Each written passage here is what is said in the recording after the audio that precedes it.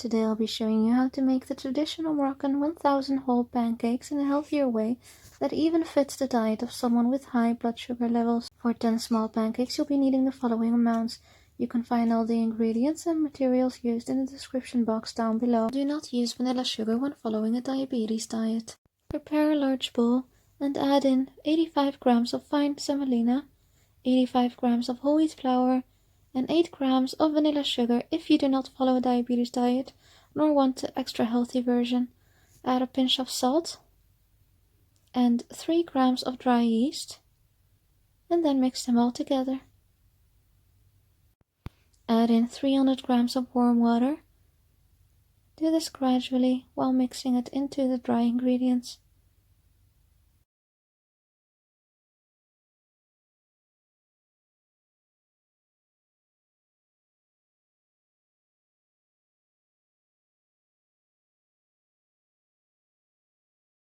Once you added all the water and mixed it well, you can go ahead and add in the 7 grams of baking powder.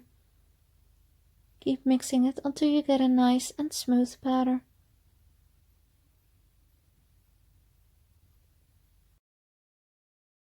Use a spatula to collect all the batter to the middle.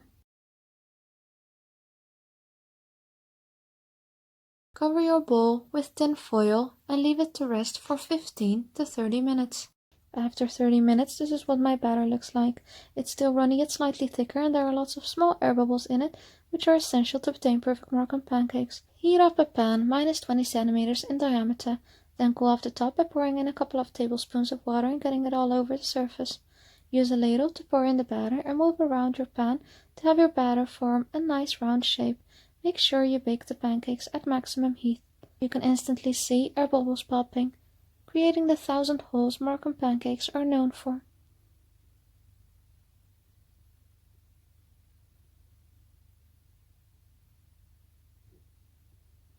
The pancake is ready once the top is completely dry. By then the bottom should have a nice golden brown color. Move on to the next one by cooling off the top of the pan again, and then using a ladle to distribute the batter into the pan. Olive oil is really healthy and goes perfectly with this recipe, so I highly recommend you use olive oil on the pancakes while they're still hot. I got to make this recipe as I wanted people with high blood sugar levels due to diabetes to be able to still enjoy these pancake treats without having to jeopardize their diabetes diets. So when I make them for such family members, I always make them without sugar for them, and they like them just as much as the normal traditional ones. I sometimes even omit using salt for people that have to reduce their daily salt intake, and because these pancakes are brushed with pure olive oil, one doesn't even notice it. Try it out for yourself and keep it as a healthy treat, even if you don't have to follow a strict diet. These pancakes are really fragile when they're still hot, so be mindful to not press them too hard, as the fingerprints that will show will actually remain to stay there. This only goes for the top of the pancake, so where the holes are visible. The bottom of the pancake can handle a lot more, as it is tougher than the top. As you can see, it's a matter of repetition.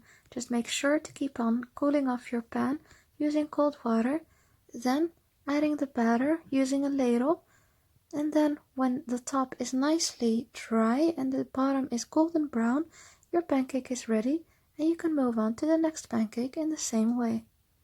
Don't forget to keep on brushing them with olive oil. I like to organize my pancakes so that they look like a flower on my plate. Once you organize them neatly, you'll end up with this end result.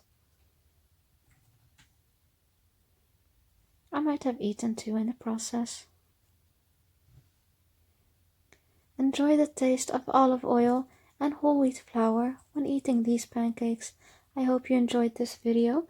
Like and share it if you did, and feel free to leave a comment down below. Don't forget to subscribe to my channel. See you in the next one.